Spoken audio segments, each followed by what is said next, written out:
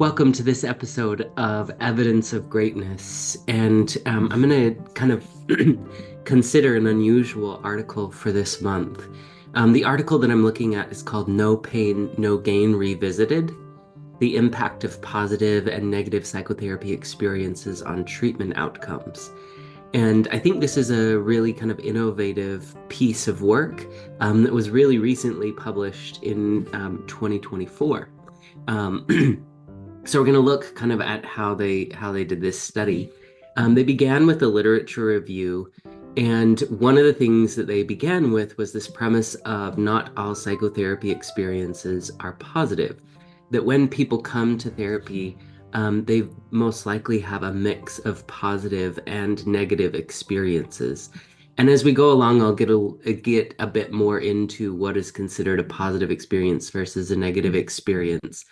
But one of the things that they did in their lit review is they went back into previous literature from the early 2000s, and they talked about how some of that research, especially in the group therapy research, it showed that participants might, as a result of psychotherapy, engage in negative behaviors. And they predominantly linked this finding to juvenile delinquents before they actually engaged in delinquent behavior. But then after participating in psychotherapy, then engaged in delinquent behavior. And so they were really wondering, like, why, if the point of psychotherapy was to improve behavior or to reduce the risk of delinquent behavior, why was psychotherapy actually causing or related to a bigger result in delinquent behavior? And one of the things that they found is that they found that people attending group therapy oftentimes learn or are exposed to things, in this case, delinquent behavior, that they might not otherwise have been exposed to or they might not have been aware of. And so one of the things they talked about is, especially in these group formats, they might learn something that's negative that then they take out and they utilize in the world outside of therapy. In addition to some of that problem-oriented research that they found, they also said that it's tricky to evaluate positive and negative experiences in therapy because psychotherapy tends to be focused on symptom reduction.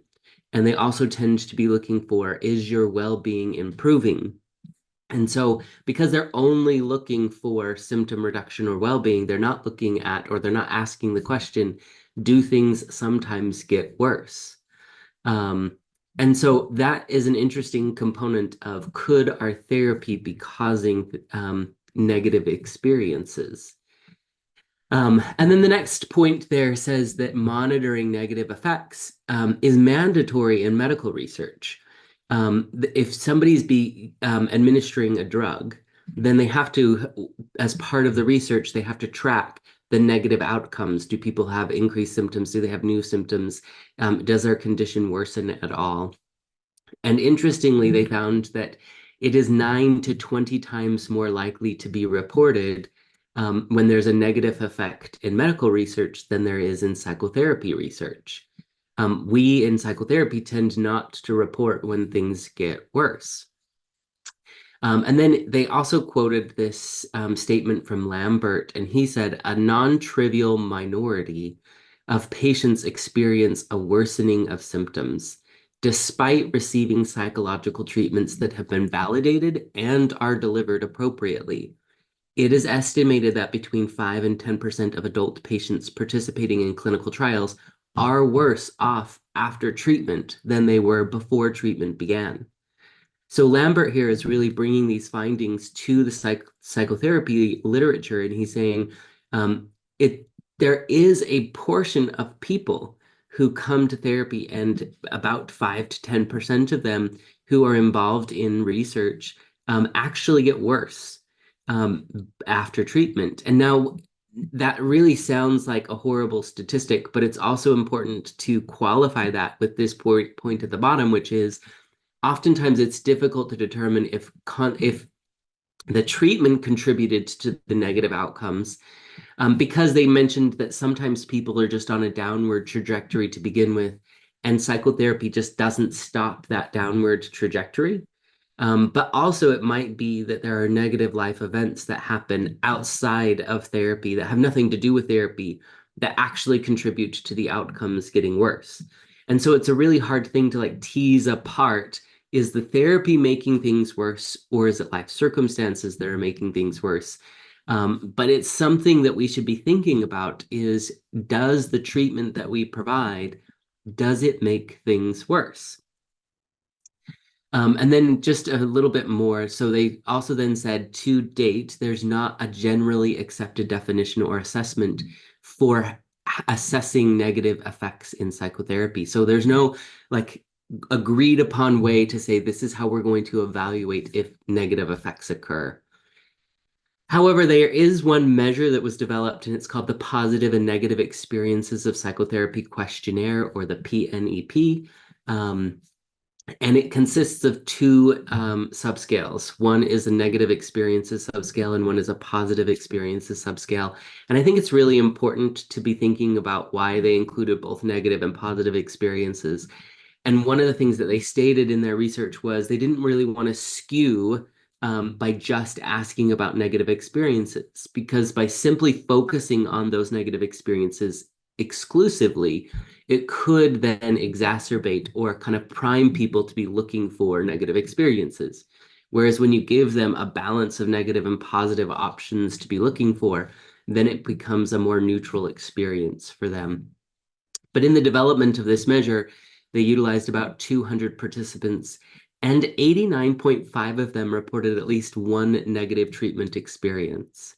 But they didn't, in this study, when they were developing this measure, they didn't link these negative treatment experiences to the outcomes of therapy. So we don't know what impact the negative experiences had on if the overall treatment was useful. And so that's what the current study is really going to be looking at, is when negative experiences are present, does it change the outcome of therapy? Do people say, yes, that therapy was helpful, or no, it wasn't helpful? And so that's what the current study is going to be looking for. I think one other thing to consider here is, why would we want to consider this in the first place? And I think it has a couple of really important implications. One, some therapists kind of buy into that premise of things will get worse before they get better. And so if that's the case, we want to know, is the getting worse process, does that impact the overall treatment experience? But in addition to that, we want to know if our therapy is making things worse, is it then going to impact the outcome of therapy? Should we therefore not do that therapy or do that intervention, because the worsening experience will, in actuality, make therapy unuseful? And so I think there is some important considerations for why we might want to look at this. So in the current study, it was done in the Netherlands with adult participants who were all between the ages of 18 and 69. Originally, they had 130 participants who agreed to participate, but due to several different experiences and things like that, only about 80 completed the full treatment and then were included in the analysis. The mean age of the participants was about 33 years old, and about 10 sessions was the mean number of sessions. And then they also looked at the participants who dropped out versus the participants who persisted in the research. Was there a difference in kind of demographics? And they found that there really wasn't a difference. As part of the study, they gave then two measures. One was the PNEP, which is what we what we talked about before. And the other was the Outcome Questionnaire 45, or what we call the OQ45. Now, the PNEP, they were asked kind of, it includes kind of three rating systems. One is they were asked to just rate their overall experience. Was it positive? Was it negative? So there were various statements, and they would say, this was a positive experience, and they rated, yes, I agree with that, or no, I don't agree with that. And then based on if they endorsed that experience existed, whether it was a positive experience or a negative experience, then they rated the intensity of that experience. So was it really distressing, or was it really a significant impact, or was it just slightly impactful? And so they were kind of rating not only did a positive experience exist or did a negative experience exist, but how much impact did that experience have? And then finally, they also then rated, were these experiences entirely due to treatment? Were they partly due to treatment? Were they partly due to other circumstances? Or were they entirely due to other circumstances? And so I think that's an important component there is they were trying to tease apart, were the experiences related to what was occurring in the psychotherapy room, or was it due to what was happening outside of the psychotherapy room? And then the OQ45, what this does is it has, in essence, it's looking at the level of distress in three different places: symptomatic distress, interpersonal distress, or social role distress. And in essence, what this looks at is quality of life. And so they're saying, in essence, when therapy goes well, then distress should go down in all of these different roles, and they kind of mark a clinical experience. And so what they're looking for is they're going to correlate the PNEP to the OQ45, and they're going to say, does more positive therapy experiences change the outcome, OQ45? Do negative experiences in therapy change the outcome on the OQ45? So they're going to be looking at the relationship between these two measures. And then finally, what they did is they just said, okay, we give the OQ45 when they begin, because we want to know what their baseline level of distress is. And then after 4 sessions, then we're going to give them the PNEP. And we're going to say, what's your experience been like? Has it been positive? Has it been negative? And they're going to look at how many positive versus negative experiences they endorse. And then when therapy concludes, then they're going to give both of those again to see what difference it made. Now, just a point of clarification, they didn't give the PNEP at the beginning of therapy because this is about the therapeutic experience. And so they can't give it before they've had therapy. So they give a few sessions and then they say, what's your therapeutic experience been like so far? And then to get the impact on the outcomes, then they give both of them at the end. So that's how they designed the study, to kind of look at what's going on here. Now, what are the results? The results of the study showed that all of the participants reported positive psychotherapy experiences at the mid-treatment point. So every single participant said there are positive things about coming to psychotherapy. It ranged from 3 positive experiences to 33 positive experiences. So quite a big range. And most commonly, the positive things that came out were related to the therapeutic relationship. People really endorsed feeling well understood, feeling well informed, feeling accepted in therapy. And you can see how those positive experiences would really then hopefully impact the outcome of therapy. One of the things then that they said is that at least one negative experience was reported by 55 of the 80 participants. So almost 70% of the participants said there was some kind of negative experience. The mean number among those 55 participants was 2.8, so not very many negative experiences, which I think is important. And there was the maximum number of negative experiences of 13. And so when you think about like what were the most commonly negative experiences that were endorsed, it was usually related to symptoms experiences or emotional distress. So 35% of the people said they felt overwhelmed by emotions. 26% said experiencing more negative thoughts or memories. So being asked to go back and remember things that were distressing, that's what they considered a negative therapy experience. Feeling more stress or tension was reported by about 1/5 of the participants, and then feeling vulnerable and unprotected. So you can hear in there a lot of the negative experiences were connected to emotion, stress, thoughts, memories, being vulnerable, all of those kinds of things. And so I think one of the things that this really highlights is that we as clinicians can be thoughtful and considerate about how we try to regulate these things. Are we asking our clients to experience a whole host of negative emotions? Are we asking our clients to go back into their past and draw up negative thoughts or negative emotions? Are we asking our clients to revisit a stressful experience or event? By doing all of these things, are we asking our clients to be really vulnerable? And so one of the things that I think the implications for solution-focused brief therapy is a lot of these things, hopefully, we just naturally avoid because of the way that we do therapy. We don't ask people to go back and experience negative thoughts or memories.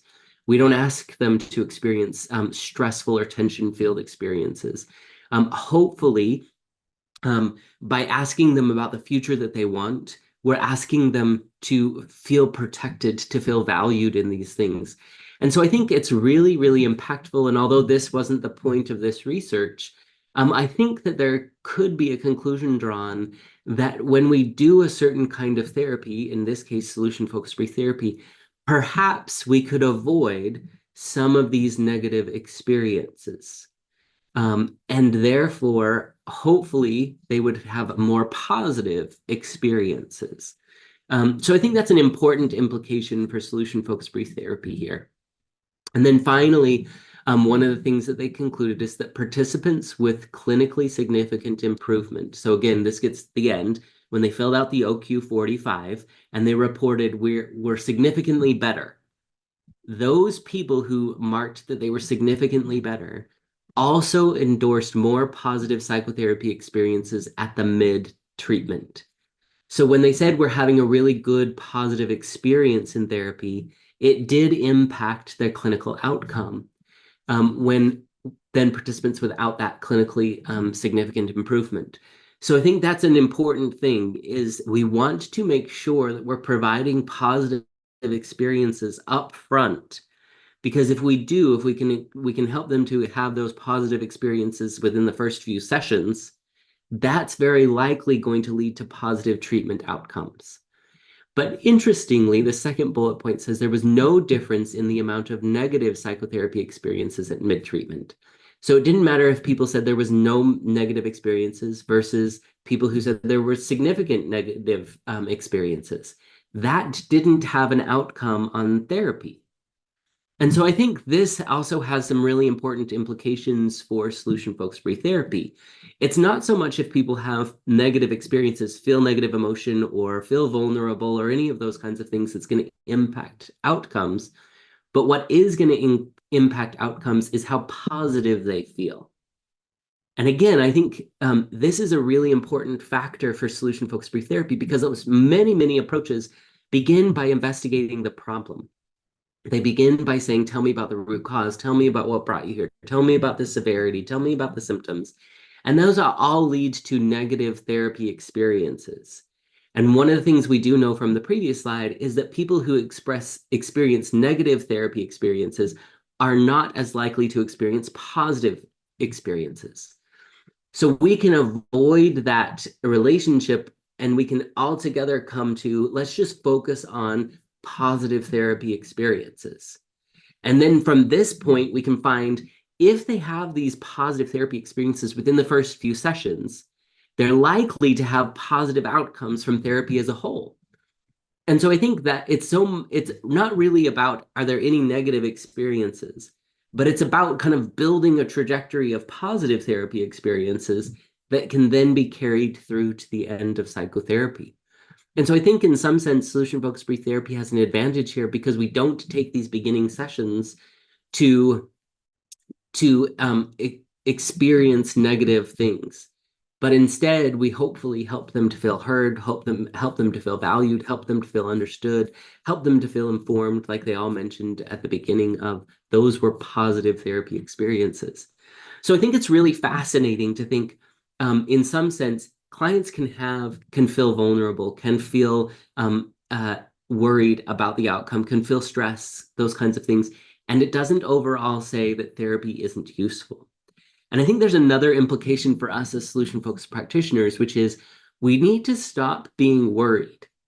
about what if I do something to harm my client so much? Or what happens if they feel uncomfortable? Or what happens if they can't answer my questions?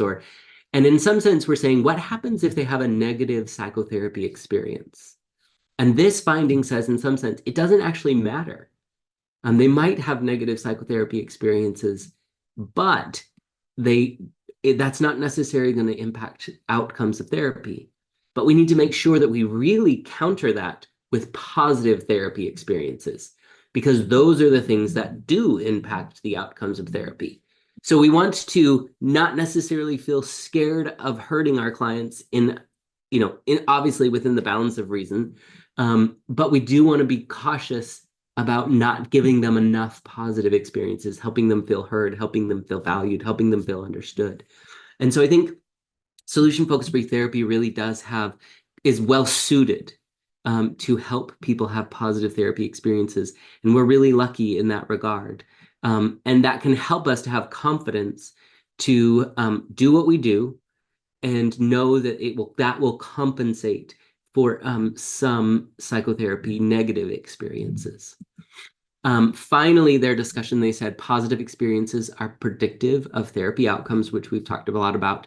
And reporting more negative experiences did correlate to less positive experiences. So I think that's the point that I was trying to make, is that when people say there were more negative experiences, that does correlate to they're not having as many positive experiences. And so we want to do everything we can from a solution-focused perspective to help them to have positive experiences, to help them feel heard, understood, valued, and that will overall impact the outcomes of therapy. And again, I just listed here again the 4 major negative experiences of feeling emotionally overwhelmed, having negative thoughts and memories, having increased stress and tension, and feeling vulnerable and unprotected.